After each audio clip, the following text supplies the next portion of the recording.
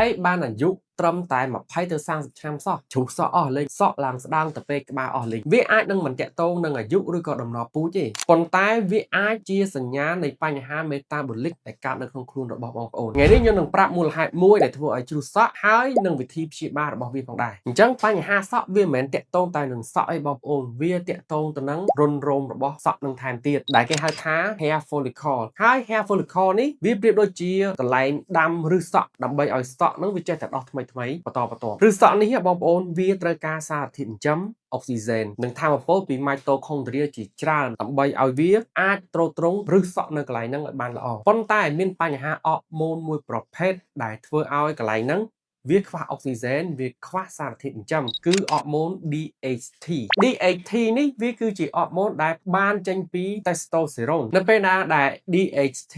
វាឡើងខ្ពស់វាធ្វើឲ្យឈាមរត់ទៅឫសសក់ហ្នឹងតិចជាងមុនធ្វើឲ្យខ្វះអុកស៊ីហ្សែននៅឫសសក់ហើយធ្វើឲ្យមានការរលាករ៉ាំរ៉ៃនៅ hair follicle នឹងថែមទៀតការរលាកយូរទៅវាធ្វើឲ្យឫសសក់ហ្នឹងវាទៅជាក្រិនរឹងគេហៅថា fibrosis អញ្ចឹងអារុនរោហ្នឹងវាកាន់តែរួមតូចទៅ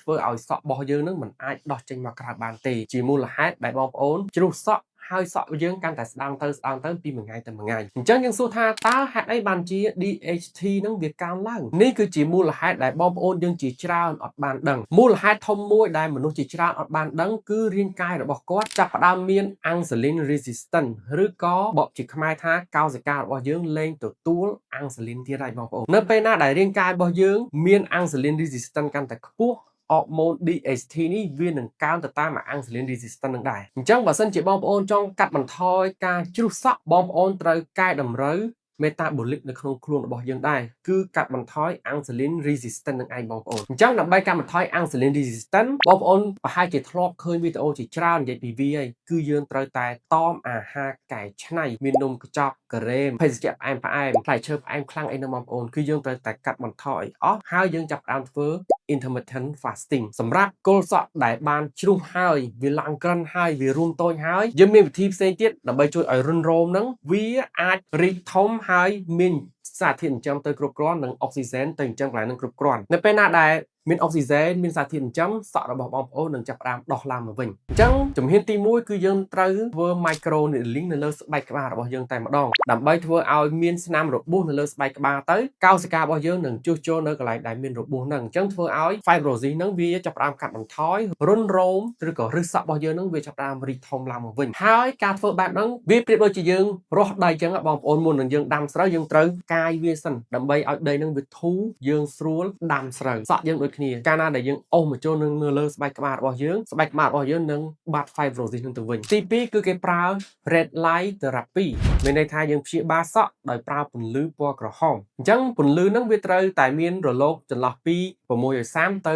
850 nanometer ដើម្បីជំរុញឲ្យម៉ៃតូខុងដ្រីហ្នឹងវាចាប់ផ្ដើមផលិតថាមពលទៅឲ្យឫសសក់របស់យើងវិញទី3គឺគេប្រើប្រេម្យ៉ាងគេហៅថា rosemary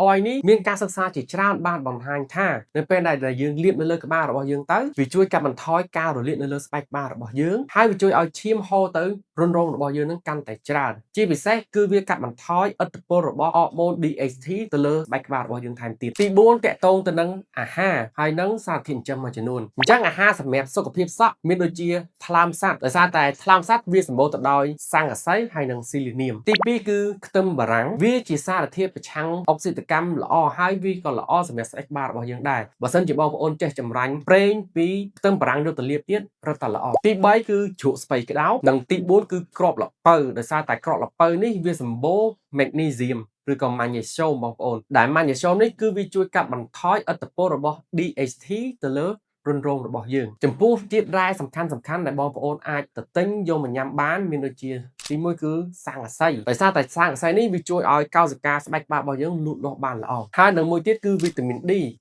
គឺវាជួយដល់ stem cell នៅគល់សក់របស់យើងហ្នឹងឲ្យវាបណ្ដោះកោសិកាថ្មីហ្នឹងបានល្អអូខេអញ្ចឹងវីដេអូថ្ងៃហ្នឹងគឺមានតែប៉ុណ្្នឹងឯងបងប្អូនអញ្ចឹងការជ្រុះសក់មួយវាមិនមែនតាក់ទងទៅនឹងអាយុឬក៏ហ្សែនអីទេប៉ុន្តែវាអាចតាក់ទងនឹងចំណុចហ្នឹងបងប្អូនអញ្ចឹងបើសិនជាបងប្អូនជាអ្នកដែលចូលចិត្តញ៉ាំផ្អែមឡើងគីឡូជ្រុះសក់បងប្អូនគួរតែពិចារណាទៅលើinsulin resistance របស់ខ្លួនឯងឲ្យបានច្រើនពីព្រោះ insulin resistance វាមិនមែនគ្រាន់តែធ្វើឲ្យជ្រុះសក់ទេប៉ុន្តែវាអាចធ្វើឲ្យយើងមានជំងឺបេះដូង មានជំងឺទឹកនោមផ្អែមនិងជំងឺអីផ្សេងៗទៀតជាច្រើនអរគុណសម្រាប់ការទស្សនាសង្ឃឹមថាវីដេអូមួយនេះជាចំណេះដឹងថ្មីសម្រាប់បងប្អូនថែមបន្តទៀតសម្រាប់ពេលនេះខ្ញុំបាទដុកទ័ររិទ្ធនឹងជួបបងប្អូននៅវីដេអូក្រោយទៀត